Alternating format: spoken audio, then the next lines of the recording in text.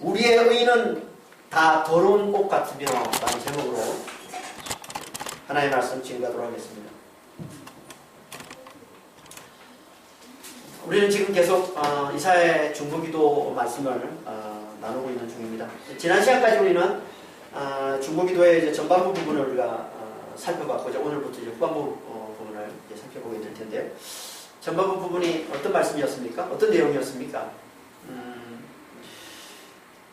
하나님께서 하늘에서 부모 살피시고 원수들에 의해서 철저히 멸망당한 당신의 거룩한 백성 이 이스라엘을 아버지의 심정으로 긍휼히 여겨셔서 구원해달라는, 다시 말해서 하늘을 찢고 내려오셔서 산들을 진동시키시듯 그렇게 원수들을 다 철저히 멸해달라는 기도가 이제 앞에 전반부 기도 내용이었고요. 이제 오늘부터는 이제 후반부 말씀을 살펴보게 될 텐데, 이 후반부는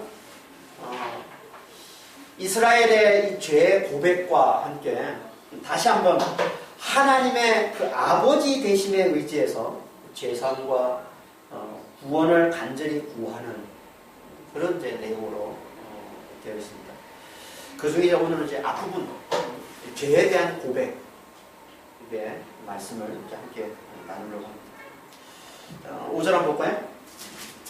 5절 앞부분만 보겠습니다. 주께서 기쁘게 공의를 행하는 자와 주의 길에서 주를 기억하는 자를 선대하시구나.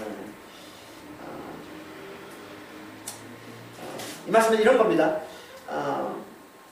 주라는 말이 다 당신이라는 뜻이라고 했습니다. 당신이라는 단어입니다. 원래 단어가. 당신은 의를 기뻐하며 행하는 자, 당신의 길에서 당신을 기억하는 자를 만나주십니다. 이런 말이에요. 5절 앞부분에 말씀입니다. 의를 기뻐하며 행하는 자.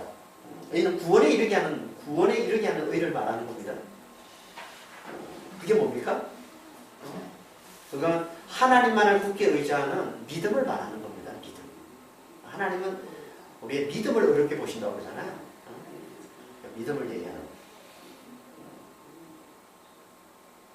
그러니까 의를 기뻐하며 행하는 자는 하나님의 은혜를 기뻐하며 하나님만을 굳게 의지하는 자를 말하는 거죠. 이걸 다른 말로 또 하나님의 길에서 하나님을 기억하는 자라고 얘기합니다. 하나님의 길에서 하나님을 기억하는 자. 하나님의 길은 하나님께는 항상 말씀을 나타내는 표현으로 자주 쓰이는 겁니다. 길은. 그러니까 하나님의 길은 하나님의 말씀을 듣고 늘 그 말씀을 가까이 하는 걸 얘기하는 거예요. 그 가운데서 하나님을 기억한다는 거예요. 그러니까 말씀을 늘 가까이 하면서 그 가운데서 하나님을 기억한다. 이게 무슨 말이겠어요? 이건 한마디로 진리를 깨닫는 걸 얘기하는 거야. 하나님의 창조주 되심, 하나님의 생명 되심에 이 진리를 깨닫는 거예요. 이게 하나님을 기억하는 겁니다.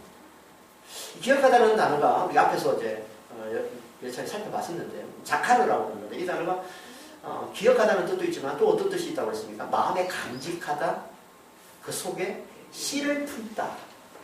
씨. 성경에서 씨는 항상 말씀 또는 생명을 나타내는 겁니다. 씨.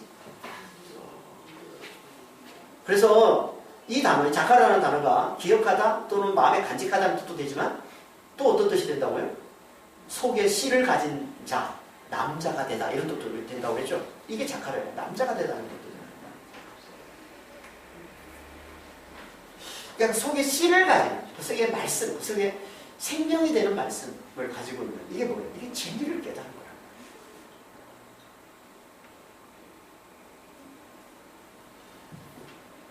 그러니까 이 말씀은 늘 하나님의 말씀을 가까이 하면서 하나님의 이 생명 되심의 진리를 깨닫는 걸 말하는 거예요.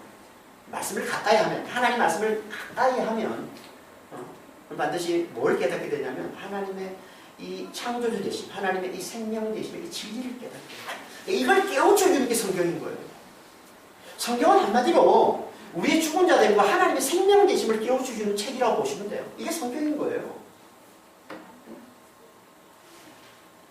이 성경을 우리가 가까이 하면, 늘 하나님의 말씀을 가까이 하면 결국은 이걸 깨닫게 되는 이 이 진리를. 이게 하나님의 길에서 하나님을 기억하는 겁니다. 그러면 어떻게 합니까? 우리가 하나님만을 굳게 의지하는 이 공의를 기뻐하고 공의를 행하는 자가 된다는 거예요.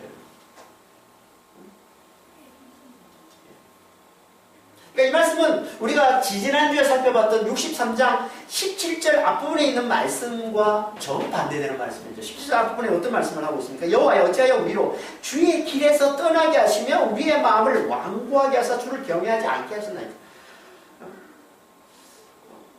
주의 길에서 떠난 자들, 하나님 앞에 범죄한 이스라엘은 주의 길에서 떠난 자라고 표현하고 있는데, 이와 정반대되는 말씀을 하고 있는 게 오늘 보면 이제 5절 앞부분 말씀인 거예요. 주의 길에서 주님을 기억하는 자, 하나님을 기억하는 자. 그래서 공의를 행하는 자. 하나님만을 굳게 붙드는 자. 이들을 하나님 어떻게 하신다? 선대하신다. 원래 이 단어가 어떤 뜻이냐면 파가라는 단어인데, 이 단어는 만나다는 뜻이에요. 만나다. 이 만나다는 뜻이 이제 좀 더 확대되면서 선대하다는 뜻도 되고 또 심판하는 뜻도 돼요. 그러니까 이 말은 구원을 베풀기 위해서 만나는, 이거 선대하는 게 되는 거고, 벌 주기 위해서 심판하시기 위해 만나는 게 이제 심판하다는 뜻이 되기 때문에 이 단어 가지고 이제 만나다, 뭐 선대하다, 심판하다 이런 의미로 다 쓰이는데요.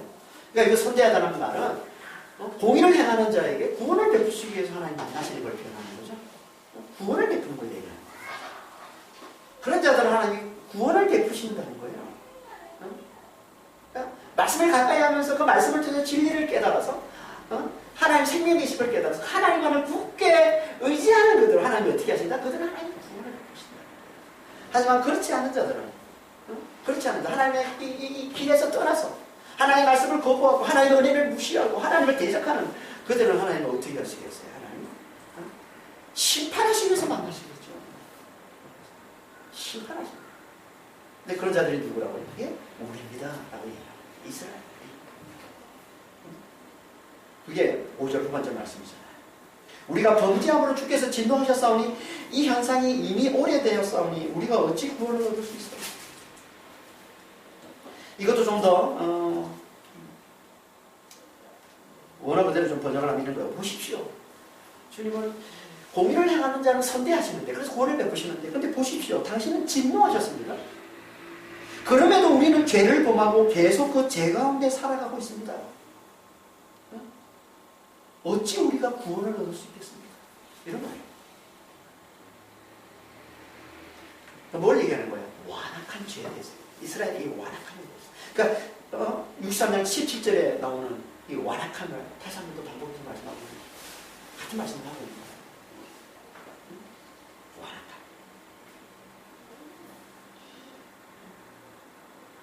주의 길을 떠난 죄를 범하고, 그래서 하나님이 심판하시는데, 그래서 하나님이 진노하셔서 심판하시는데도 계속 그 가운데서, 그 죄 가운데서 살아가요. 이 완악한 죄. 이게 누구예요? 이게 이스라엘이죠. 이사야가 지금 그 이스라엘을 대표해서 지금 중보하는 거잖아요. 이게 우리의 죄.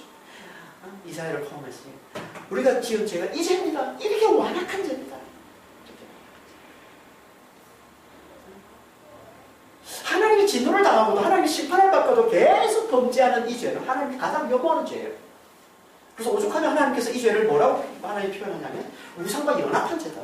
이렇게 표현해요. 호세아서 4장 16절 17절에 이스라엘은 완강한 암소처럼 완강하니 하나님께서 어린 양을 먹이같이 먹이겠느냐? 에브라임, 이스라엘 에브라임 같은 말이에요. 에브라임이 우상과 연합하였으니 버려두라.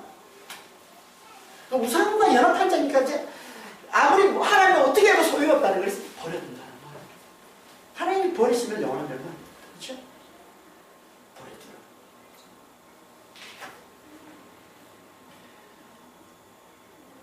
지금 이 죄를 고백하고 있는 게 이스라엘가 이렇게 악한 죄를 범한 자가 우리입니다.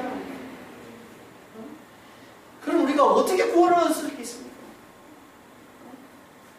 그러니까 자신들은 절대 구원을 얻을 수 없는 자, 하나님 앞에 죽을 수밖에 없는 자임을 고백하고 있는 거예요, 이스라엘가. 이게 뭐예요? 이게 진짜 겸손. 하나님께 겸손은 하나밖에 없습니다. 하나님의 자신을 죽으로 차고 하나님의 은혜를 입지 않으면, 하나님의 긍휼을 하나님 받지 못하면 죽을 수밖에 없는 자로 알아보는 이게 진짜 하나님 겸손인 거예요. 하나님 앞에 겸손 그 하나밖에 없어요. 하나님 은혜 없이는 긍휼 없이는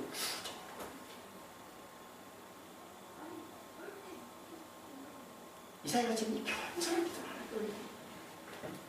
겸손한 고백. 이렇게 완악한 죄를 범한 자들, 네, 죽을 수밖에 없는 자됨에 이 실상을 좀 더 구체적으로 다시 고백하고 있는 말씀이 6절 말씀이에요. 어찌 구원을 얻을 수 있겠습니까?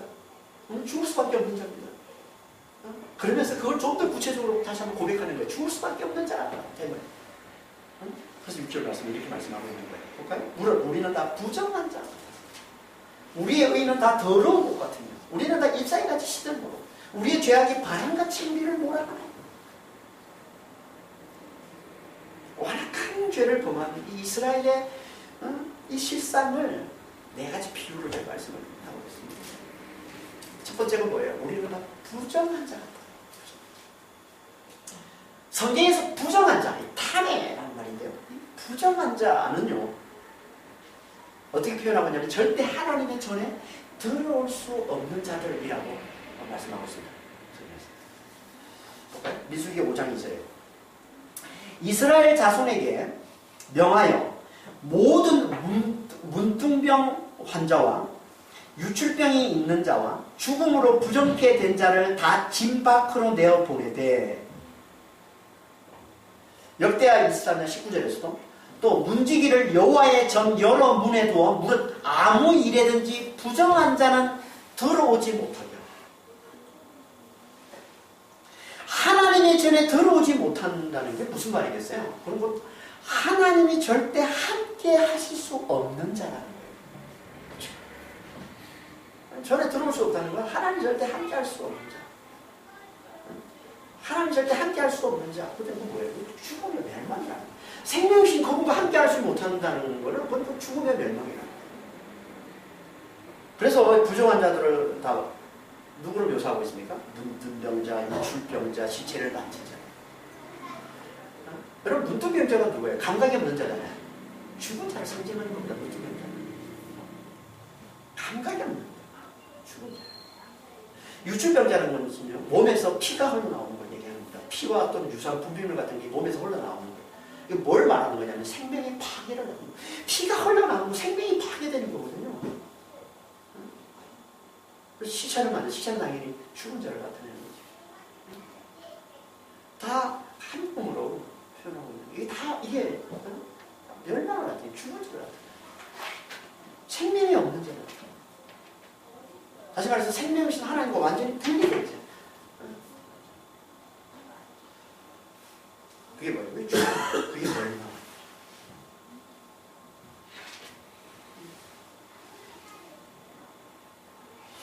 그러니까 이사야는 지금 자신을 뭐라고 묘사해요? 죽을 수밖에 없는 자. 이게 부정한 자예요. 이게 부정한 자. 부정한 자라는 건 하나님 앞에 죽을 수밖에 없는, 멸망당할 수밖에 없는 자예요. 그래서 이사야서 6장에 보면은 이사야가 하나님을 만나고서 뭐라고 그래요? 화로다 이제 망하게 되었다 그러잖아요. 이사야서 6장 5절에 보면. 응? 화로다 망하게 되었다. 왜냐면 나는 입술이 부정한 자인데 하나님을 뵙기 때문에 나는 이제 망했다는 거예요. 부정한 자는 하나님 앞에 망하는 겁니다. 하나님. 이게 부정한 자. 죽을 수밖에 없는 자. 문둥병자, 유출병자, 시체와 같다는 거예요.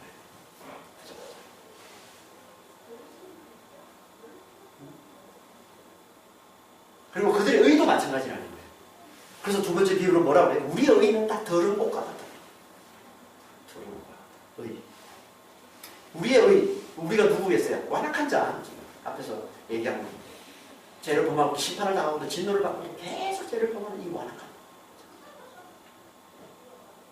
이 완악한 자들이 내놓는 의를 말하는 겁니다. 이 의는.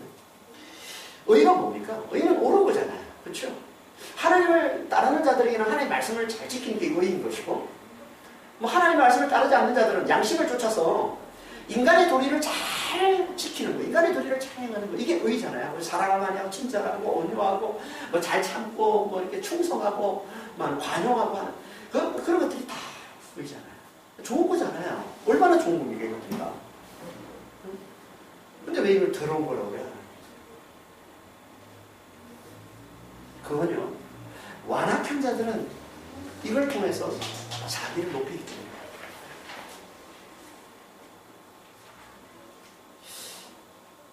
자기 힘으로 몇 가지 의로운 거 해놓고 그걸 통해서 자기를 잘하는 거예요. 그래서 더럽다.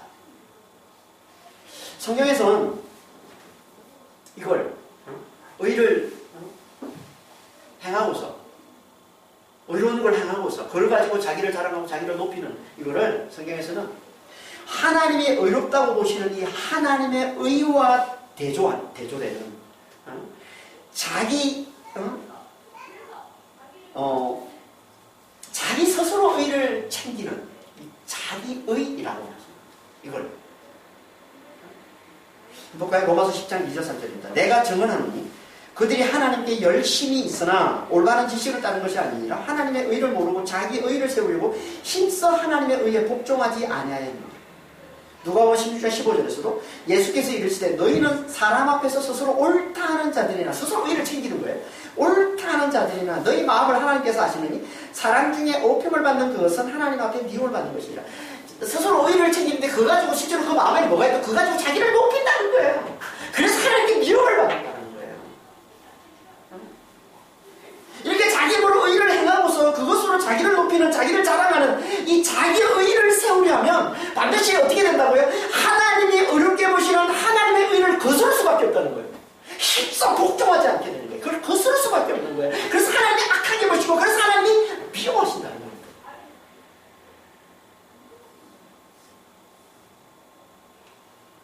그럼 하나님이 어렵게 보시는 하나님의 의는 뭘 말하는 겁니까? 그걸 한마디로 하나님을 높이는 걸 얘기하는 거예요. 하나님을 높이는 거예요. 자기 의는 자기를 높이는 것이고 의를 가지고 자기를 높이는 것이고 진짜 하나님이 어렵게 보시는 진짜 의는 뭐라는 거예요? 하나님을 높이는 거예요.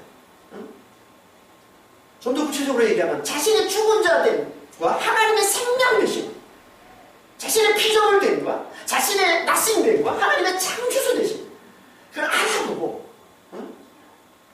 하나님의 긍휼만을, 하나님의 은혜만을 간절히 구함으로 하나님을 높이는 것. 이게 하나님의 의예요.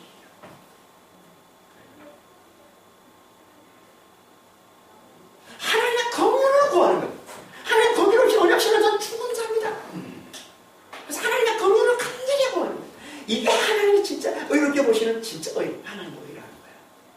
이걸 잘 보여주는 말씀이 예수님이 비유로 말씀하신 바리새인과 세리의 비유 말씀인 거예요. 누가복음 18장 9절, 11절, 14절입니다. 자기를 의롭다고 하고 다른 사람을 멸시하는 자들에게 비유로 말씀하시되 바리새인은 서서 따로 기도하여 이럴 때 다른 사람들은 곧 토색, 불의, 간음을 하는 자들과 같지 아니하고 이 세리보다 같지 아니하면 감사하나이다. 나는 일에 2번씩 금식하고 또 소득의 11조를 드리나이다. 세리는 이르되 하나님이여 불쌍히 여기소서 나는 죄인으로소이다 하였느니라. 내가 너에게 이르노니 이에 저 바리새인이 아니고 이 사람이 의롭다 하심을 받고 그의 집으로 내려갔느니라. 무릇 자기를 높이는 자는 낮아지고 자기를 낮추는 자는 높아지리라. 하나님께 의롭다를 받은 이 세리가 한 말 하나밖에 없어요. 불쌍히 여기소서, 긍휼히 여기소서, 저는 죽을 수밖에 없는 죄인입니다. 이 고백밖에 없는 거예요. 그런데 하나님께서 그를 의롭다고 여기시고 저를 높이시다는 거예요.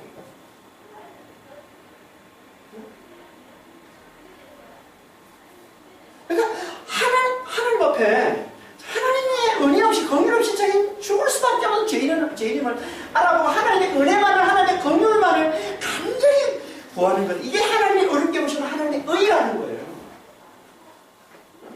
그러니까 우리가 하나님 진짜 의로워지는 건 하나밖에 없습니다. 하나님의 은혜를 구하느냐, 하나님의 긍휼을 구하며 사느냐는 거예요. 매일매일 우리 삶 가운데서 나는 하나님의 긍휼 없이는 살 수 없습니다. 매일같이 하나님 그 긍휼을 구하는 자란 말이에요.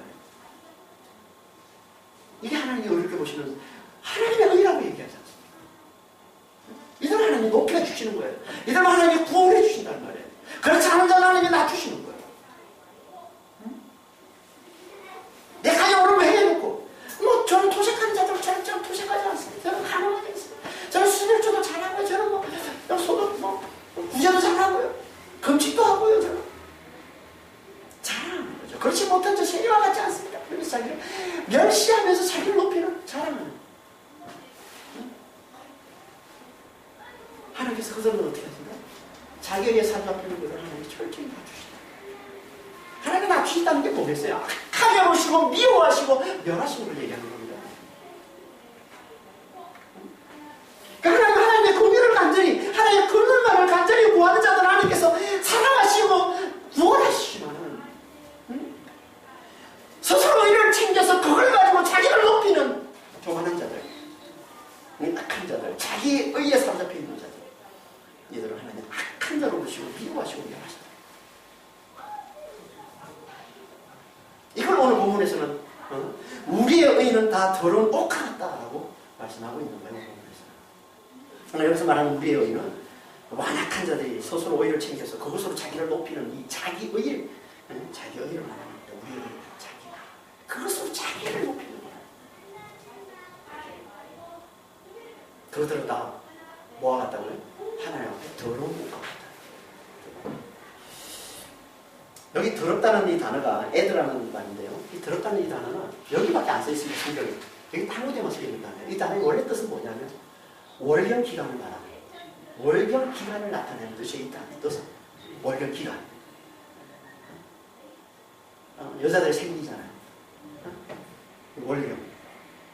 월경이 뭐예요? 여자들이 임신이 되지 않을 때 자궁에서 피가 흘러나오는 어떻게 보면 생리적 현상이잖아요. 이게 월경이잖아요. 이걸 말하는 거예요. 여기 들어가. 그런데 여자들이 이 피가 흘러나오는 이걸 성경에서는 뭐로 보냐면 유축병을. 그래서 부정한 모습. 부정한 모습. 볼까요? 레위기 15장 19절입니다. 어떤 여인이 유출을 하되 그의 몸에 그의 유출이 피이면 1회 동안 불개나 1회가 뭐예요? 이게 생리기간이잖아요. 그렇죠? 보통 원래 기간이죠. 1회 동안 불개나니 그를 만지는 자마다 전에까지 부정한 거죠. 이것도 똑같이 유출병을 보는 거예요. 성경에서.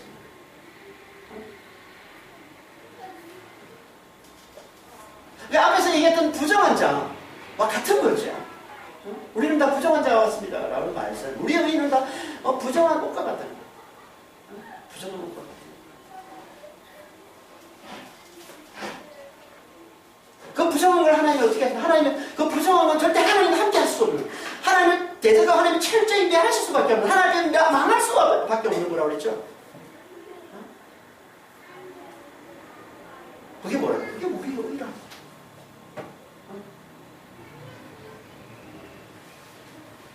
하나님 앞에서 철저하게 멸망당할 수밖에 없는 거예요. 하나님이 철저히 미워하는 거예요. 그래서 하나님이 철저히 멸해줄 수밖에 없는 거예요. 이게 우리의 의. 우리의 의가 뭐라고요?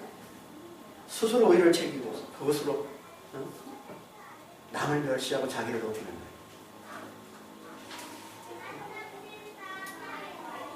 이 의를 알아주지 않는 거예요. 하나님까지 가서 원망하고 불평하고 대적하는 거예요. 이게 자기의 의. 이게 우리의 의예요. 자기를 높이는데 이 의를 가지고 의를 몇 가지 해놓고 그것을 가지고 자기를 높이는데 남을 멸시하고 자기를 높이는데 근데 이 의를 알아주지 않아? 그러면 하나님을 원망하고 하나님 불평하고 하나님을 대적하기까지 하는 이게 자기 의예요.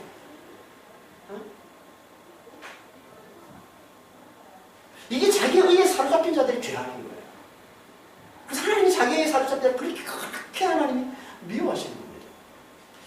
사도행전 이사야서 58장 1절에 3절에 크게 외치라 내 백성에게 그들의 허물을 그들의 죄를 알리라. 그들이 날마다 나를 찾아 나의 길을 알기를 절구하며 마치 공의를 행하는 나라 같아서 의로운 판단을 내게 구하며 하나님과 가까워하기를 절구하는도다. 마치 칭찬하는 거죠. 지금 이스라엘을 좀 죄를 좀 알리라 고발하라고 얘기하면서 지금 이 얘기를 하고 칭찬하는 말이 아니겠죠. 이건 위선을 지금 하나님이 폭로하는 거예요. 이스라엘의 위선. 그들이 겉으로는 이렇게 나를 가까이 하고 나를 절구하고 나의 길을 공의를 행하는 것 절구하는 것처럼 하는데 그들이 실제로 행하는 건 뭐냐? 3절에 우리가 금식하되 어찌하여 주께서 보지 아니하시오며 우리가 마음을 괴롭게 하되 어찌하여 주께서 알아주지 않으십니까?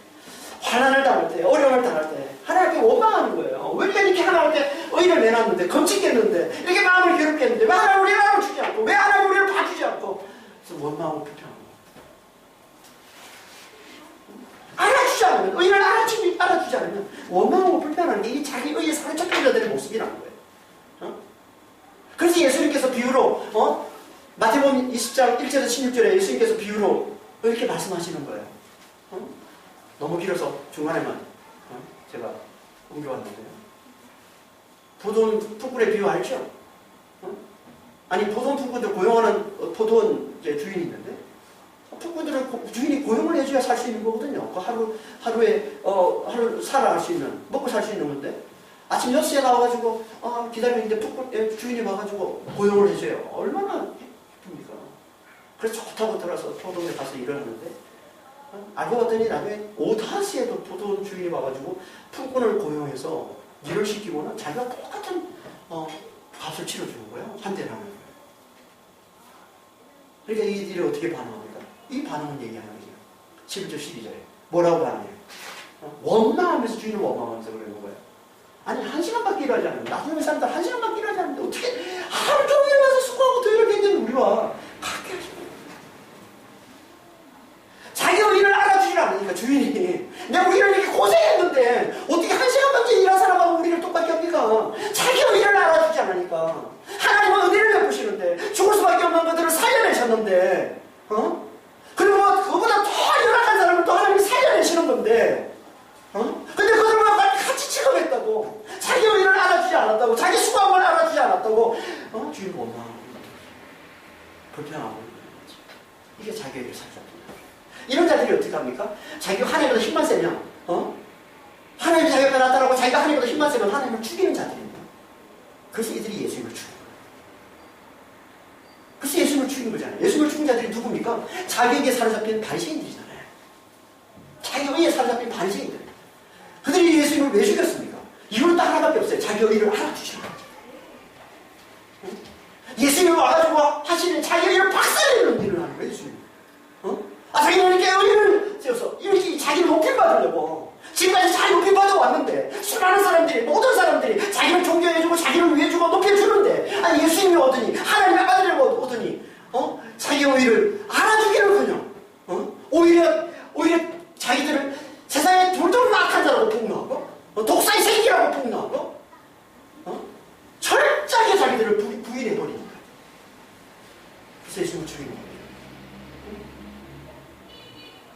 예수님은 자기 의에 사로잡힌 그들의 죄를 낱낱이 고발하십니다.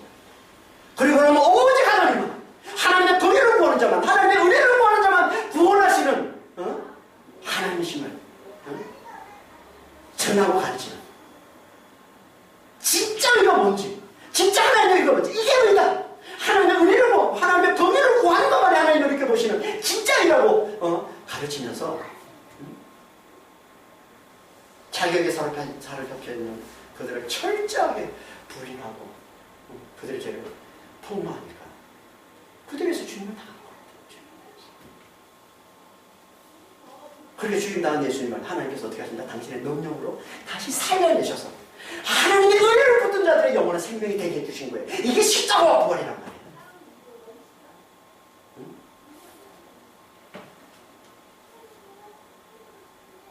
자기 의에 사로잡힌 자들, 그들은 하나님께서 죽이는 자를 고발하는 게 십자가예요. 오직 하나님은 하나님의 의를 알아보고 하나님의 은혜를 구하고 하나님의 건강만을 구하는 자는 하나님을 구원하신다는 이 하나님의 의를 알아보고 그 의를 붙드는 자만 영원한 생명을 구원해 주신다는 게 이게 십자가란 말이에요.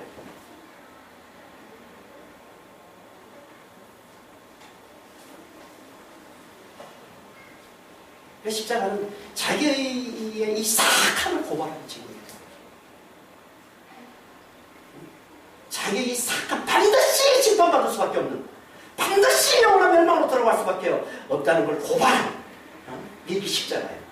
동시에 하나님의 의를 붙드는 자에게는 영원한 생명을 하나님께서 구원을 주신다는, 복을 주신다는 걸 가르쳐주는 이게 십자가.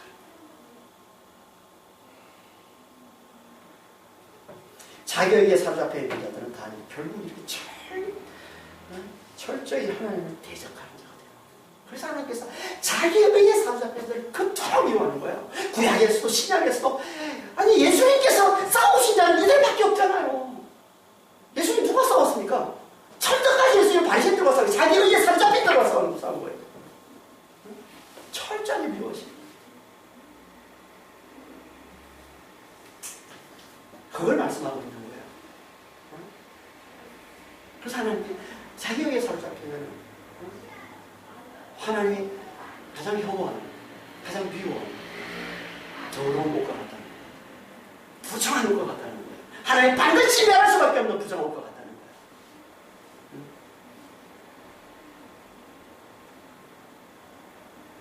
이 의를 내놓은 자들이 누구라고요?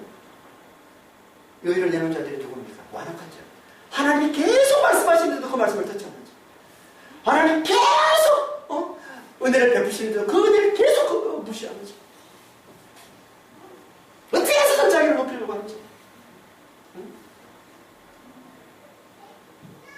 진도를 당하고 심판을 받고도 계속 하나님의 말씀을 거부하고 은혜를 무시하고 하나님 앞에 자기를 높이라는 이 완악한 자들.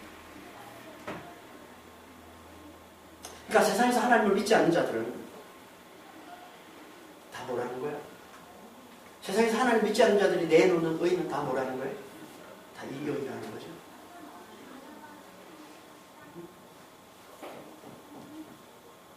우리가 아무리 존경하는 사람이라도 하나님을 믿지 않는 자, 하나님의 은혜를 모르는 자, 곧 하나님의 은혜를 무시하는 그들이 아무리 대단한 거, 아무리 훌륭한 거, 아무리 멋진 거, 존경스러운 그런 의를 내놓는다 할지라도 그다 뭐라는 거예요? 다 자기를 높이는 거예요.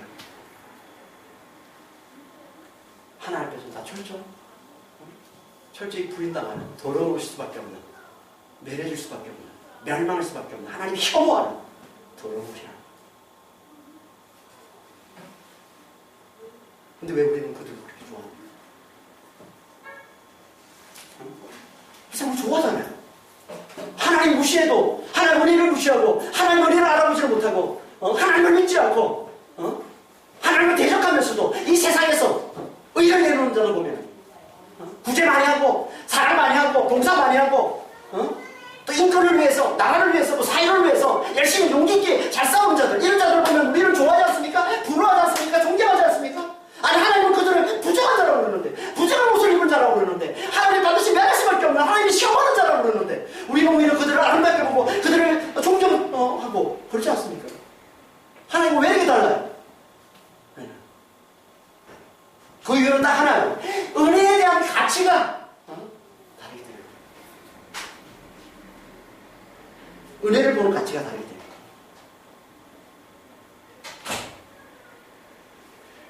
하나님의 은혜로 사는 자를 아는 자고, 은혜를 최고의 가치를 아는 자는요, 은혜를 무시하는 자는 그들이 아무리 대단한 걸 내놔도, 아무리 존경스럽고, 아무리 위대하고, 아무리 멋진 걸 내놔도 은혜를 무시하는 그것 때문에 그들은 절대 존경의 대상이 될 수가 없어요. 그건 악한 자일 수밖에 없는 겁니다. 은혜를 무시하는 그것 때문에. 하지만 이 은혜를 제대로 알지를 못하면, 은혜로 사는 자를 알지 못하면, 은혜를 최고의 가치로 여기지를 못하면, 은혜를 좀 무시해도 인간에게 위로를 주면, 사람들을 좀 짜증을 도와주면 좋은 거예요. 그건 아름다운 거예요. 그건 위대한 거예요. 은혜를 무시해도. 그래서 하나님 보는 관점, 은혜를 보는 가치가 너무나 다르게 되는 거예요. 하지만 하나님께서는 어떻게 여기신다고요? 은혜를 무시하는 그들이 지금 당시 사람들 앞에서 사람들에게 보이는 모습은 너무나 훌륭한 모습으로 보이고, 하더라도 그들이 결국은 그 의를 짓밟히면 그 의를 부인당하면 어떻게 한다고요? 하나님과 이를 죽이는 하나님을 대적하는 악한 자가 보시는구나. 그걸 아시기 때문에 하나님 그들을 부정한 옷으로 여기시는 거예요. 여러분 바리새인들이요. 여러분 바리새인들 악한 자처럼 보입니까? 영화 때 보면 바리새인들 대단히 저렇게 구두쇠 갖고 지도 이렇게 놀지. 그건 다 영화. 그렇게 그런 걸 여러분 믿으면 안 돼요. 바리새인들이요. 세상에 둘도 없는 착한 사람, 아름다운 사람, 존경스러운 사람. 그들 누구보다 구제 많이 하고요.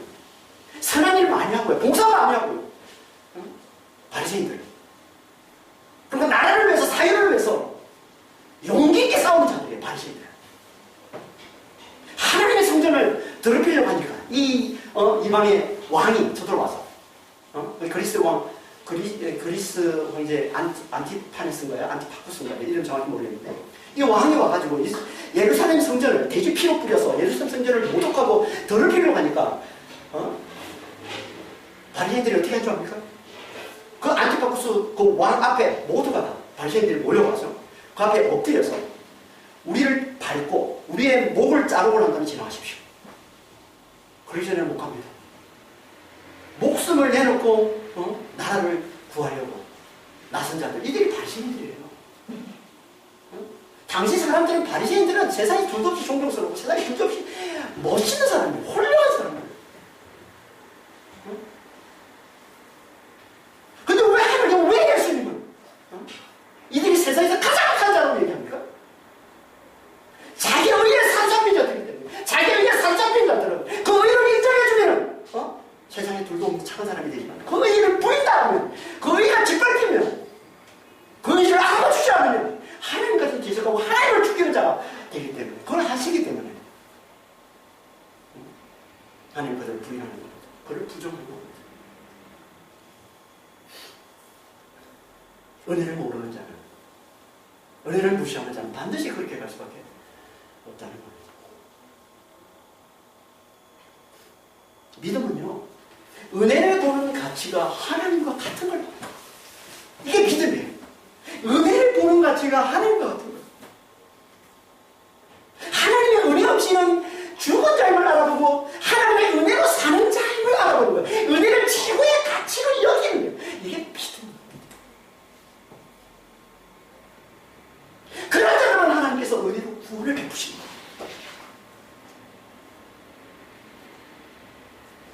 하나님은 성경에서 그거 가르치는 겁니다. 성경 전체가 그거 가르치는 거예요. 하나님의 은혜를 알아보고 그 하나님의 은혜만을 가지고 구하는 자들만 하나님이 구원을 베푸신다는 걸 성경은 처음부터 그거 가르치는 거예요. 아니 아브라함 얘기도 그 얘기고 우리가 사사기 살펴보면서 기도원 얘기도 그 얘기고 아니 우리가 이사야서 살펴보면서 아니 히스기야 왕비 이야기도 그 얘기 아니에요. 은혜 하나님의 은혜 그 은혜를 최고의 가치로 알아보는 자 그들만 하나님의 자녀가 될 자격이 있다는 거예요. 그들만 하나님의 백성이 될 자격이 있다는 거예요.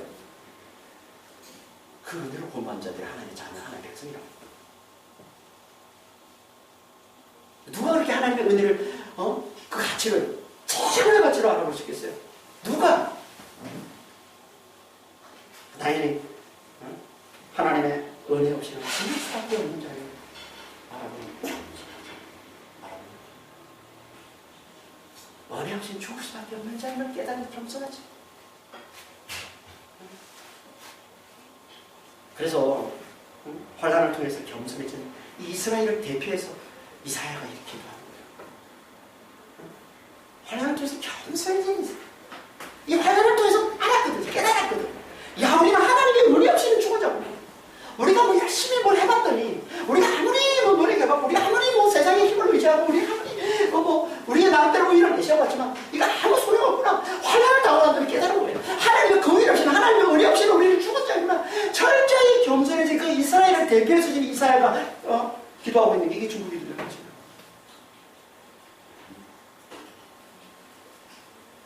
그래서 이사야가 이렇게 고백하는 거예요. 우리는 다 부정한 자와 같습니다. 하나님 앞에 멸망당할 주장을 잡았습니다. 우리의 의의는 다 더러운 것 같습니다. 부정한 것 같습니다. 멸해질 수밖에 없는 것 같습니다. 라고 고백해요.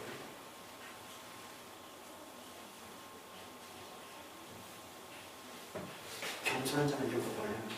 이런 고백을 내놓는 자들만 하나님께 복받는 겁니다.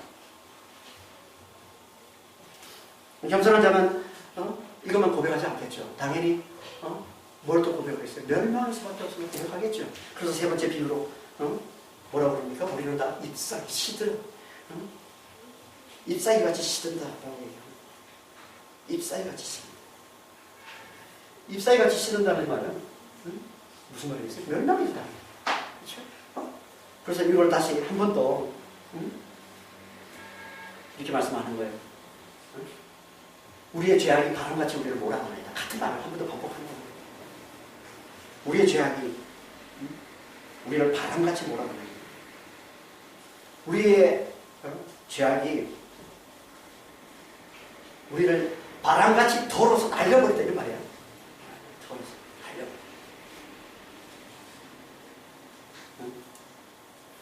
그러니까 죄악 때문에 우리는 잎사귀처럼 시들어버리고, 그리고 죄악 때문에 우리는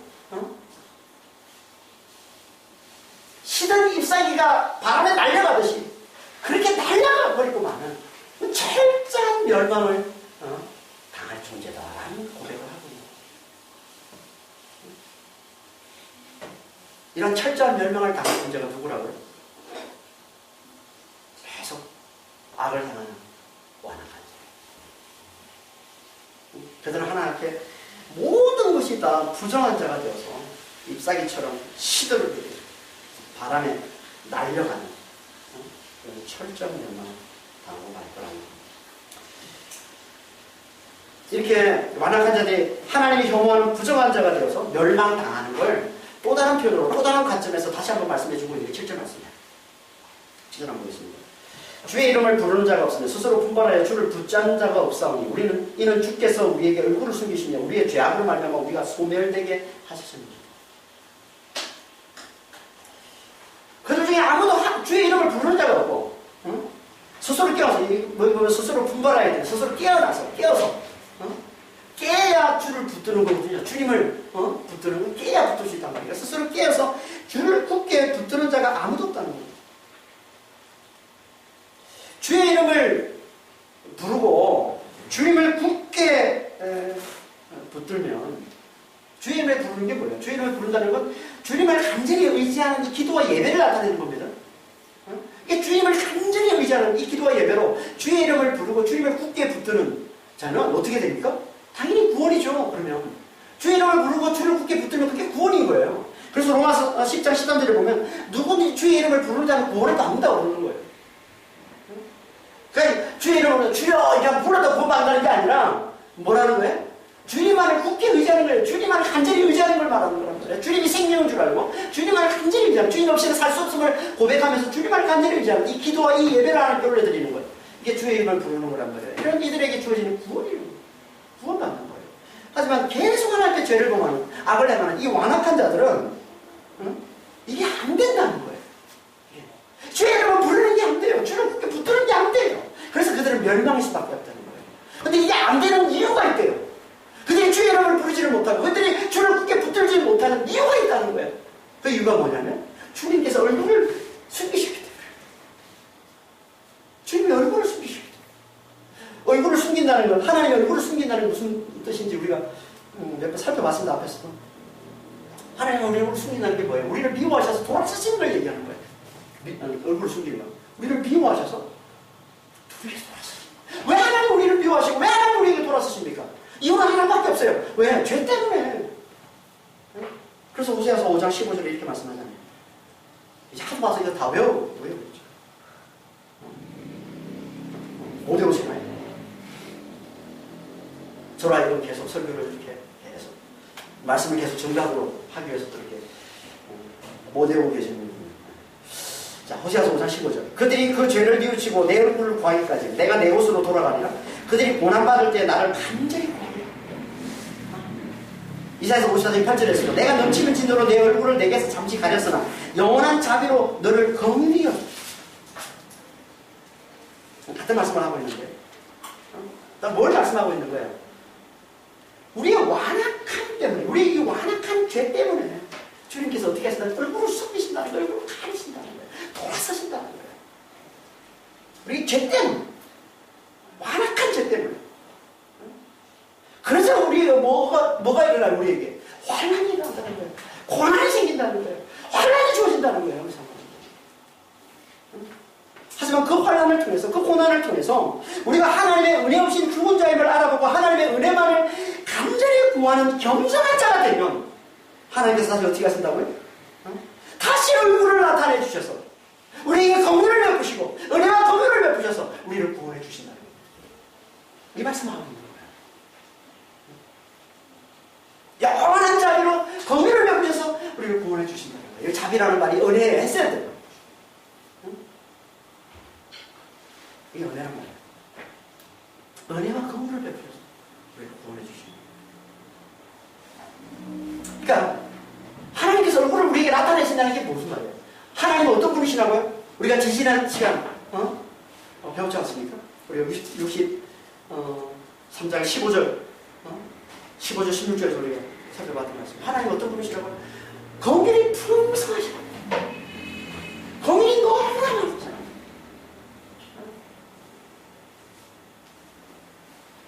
그러니까 그분이 그 긍휼을 막지 않으면 그게 돌아서는 거라고 그랬죠. 그분이 그 긍휼을 스스로 긍휼을 막지 않으면 그 긍휼로 하나님 우리를 구원해 줄 수밖에 없는 그렇게 긍휼이 풍성한 하나님. 그러니까 긍휼이 풍성하신 그 하나님께서 그 얼굴을 나타내신다는, 우리를 향해서 그 얼굴을 나타내신다는 것은 은혜와 긍휼을 베푸시는 거예요. 하나님의 얼굴을 나타내시면 은혜와 긍휼을 베푸시는 거예요. 하나님의 얼굴을 우리에게 나타내시면 그 얼굴에서 긍휼이 흘러나와요. 은혜가 흘러나와요. 그 은혜와 긍휼로 우리가 구원받는 거예요.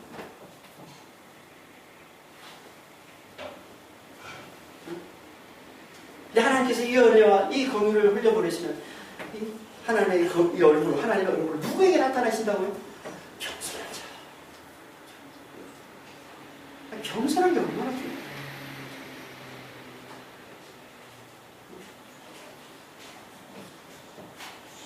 겸손한 자. 하나님의 은혜 없이는, 하나님의 긍휼 없이는 죽을 수밖에 없음을 알고 하나님의 은혜만을 긍휼만을 간절히 구하는 그들에게 하나님의 얼굴을 나타내시는, 그들에게 긍휼을 베푸시는, 그들에게 은혜를 베푸시는, 그들에게 구원을 베푸시는. 그렇지 않은 자들은 하나님이 어떻게 하신다고요? 계속 하나님께서 얼굴을 숨기신다. 그래서 죄악으로 인해 결국 영원한 멸망으로 들어가고 만다는 겁니다. 그게 7절 끝에 완전히 나오는 말씀입니다. 주께서 우리에게 얼굴을 숨기시면 우리의 죄악으로 말미암아 우리에게 소멸되게 하셨습니다. 하나님께서 얼굴을 숨기시면 우리는 소멸되어서 멸망하고 망하는 겁니다. 여기 소멸하다는 말은 높다는 말이에요.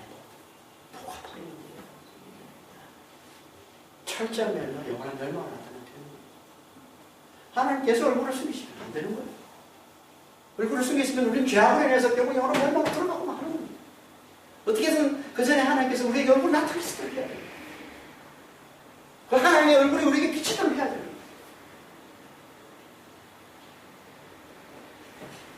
어떻게 하나님이 당신의 얼굴을 우리에게 비춰주신다면 어떻게 해요? 우리가 겸손한 자가 돼요. 환난과 말씀을 통해서 겸손한 자가 돼요.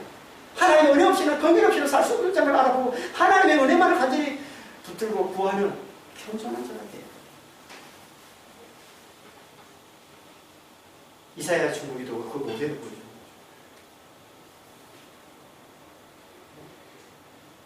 이 중보기도가 그걸 모델로 보여주는 거예요. 하나님께서 이사야를 들어서 누가 구원받는 자들은, 누가 하나님의 겸손한 자들은, 누가 하나님의 얼굴을 비춰서 하나님의 긍휼을 받아서 하나님의 은혜를 입어서 구원에 이르는 자인 줄 알아? 그 모델로 하나님이 이사야를 들어서 주는 거예요. 그래서 이 중보기도가, 이사야 중보기도가 마지막에 나오는 겁니다.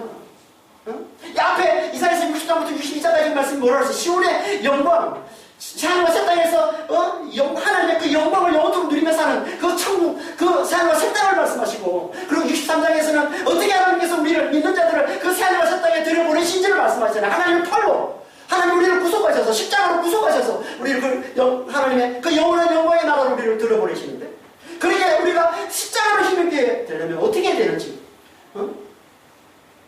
여호와의 팔을 힘입어서 우리가 구원에 이르려면 어떻게 해야 되는지를 보여주는 게 이사야 64장, 이 이사야 중보기도의 말씀이란 말이에요. 이게 마지막이에요. 이 중보기도를 통해서 배우라는 거예요. 어떻게 해야 구원에 이룰 수 있는지를. 내가 어떻게 해야 구원에 이룰 수 있는지 알아? 이사야를 통해서 배우라는 겁니다. 그리고 65장은 그 기도에 응답받아서 하나님께서 다시 한번 침공과 구원을 말씀하시고 이사야를 마치는 겁니다. 이사야를 통해서 배우라는 거예요. 이사야 중보기도가 우리에게 뭘 가르쳐 주고 있습니까? 응? 자신을 하나님 앞에 완악한 자라는 거예요. 완악한 죄인이라는 거예요. 응? 절대 고발할 수 없는 하나님 앞에 죽을 수밖에 없는 죄인이라는 거예요. 부정한 자라는 거예요. 자신들이 내세우는 그 의의는 더러운 목과 같다는 거예요. 부정한 목과 같다는 거예요. 하나님 앞에서는 예외될 수밖에 없는 부정한 목과 같다는 거예요. 이 고백을 하나님 앞에 내놓는 자만이 하나님 앞에 진짜 겸손한 자, 하나님께 구원받는, 하나님의 그 긍휼로 그 은혜를 힘입어서 구원에 이르는 진짜 겸손한 자임을 이사야를 통해서 하나님 우리에게 지금 보여주고 계십니다.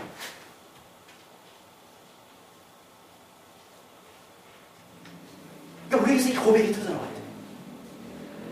우리가 진짜 하나님 앞에 구원에 이르는 겸손한 자가 맞다면 하나님께서 당신의 얼굴을 우리에게 비춰주셔서 계속 하나님의 그 긍휼과 그 은혜를 우리에게 베풀어 주셔서 우리를 구원해 주신 하나님의 백성, 하나님의 자녀가 맞다면 우리는 동일하게 이사야의 고백이 우리 입에 터져 나와야 되는 거예요. 우리 삶가운데 터져 나와야 되는 겁니다. 우리는 죽을 수밖에 없는 완악한 죄인입니다. 세리가 고백한 것처럼 주님의 은혜 없이는, 주님의 불쌍히 여기지 않으시면, 주님 우리를 긍휼히 하시면 우리는 죽을 수밖에 없는 죄인입니다. 라는 고백. 우리는 부정한 자입니다. 하나님 함께할 수 없는 부정한 자입니다. 영원한 멸망당할 수밖에 없는 부정한 자입니다. 우리의 의의는 부정한 것입니다. 더러운 것입니다. 매력일 수밖에 없는 겁니다. 라는 고백을 하나님 앞에 내놓을 수 있어야 된다는 거예요.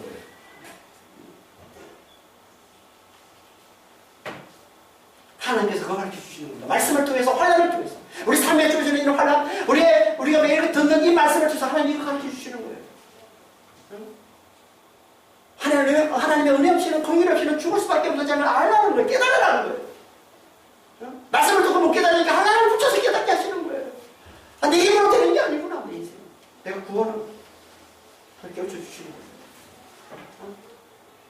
그걸 깨닫고서 우리 입에서 이사와 같은 고백이 터져나와요. 완악한 죄인이라는 고백이 터져나와요. 죽을 수밖에 없는 죄인이라는 고백이 터져나와요. 은혜 없이는 살 수 없는 자라는 고백이 터져나와요. 부정한 자야 더러운 옷을 입은 자라는 것은 고백이 터져나와야 하나님께서 당신의 얼굴을 우리에게 나타내 주셔서 그 은혜와 그 긍휼로 우리를 구원해 주시는 겁니다. 여러분 이사야만 이런 줄 아십니까? 아니, 신약에서 바울도 똑같은 겁니다. 이 이사야의 이 고백, 우리의 의는 다 더러운 옷과 같다는 이 고백을 신약 버전을 하면 빌립보서 3장 7절 8절에 이 바울의 고백인 거예요. 그래서 빌립보서 3장 7절 8절입니다. 바울이 뭐라고 고백합니까?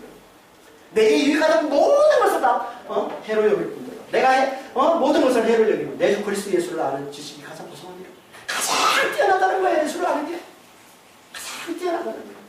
내가 그러면 모든 것을 잃어버리고 배설물로 여기면 이사야는 더러운 것이라고, 가장 큰 모습은 이 더러운 것이라고 바울은 배설물.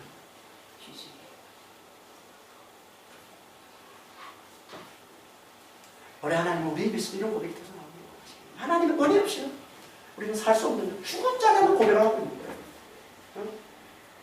내가 붙들고 살았던 거, 그걸 오히려 해를 뿌리는 거, 그걸 오히려 배설물을 뿌리는 거지. 오직 내게 가치 있는 건 그리스도 예수밖에 없다는 거예요. 그분의 십자가밖에 없다는 거예요. 이 고백이 우리 입에 터져나옵니다. 하나님께서 당신의 얼굴을 우리에게 나타내 주셔서 긍휼을 베푸시고 은혜를 베푸셔서 반드시 우리를 구원해 주신다는 겁니다. 말씀 잘 들으시고 이 진리를 잘 깨달았어요.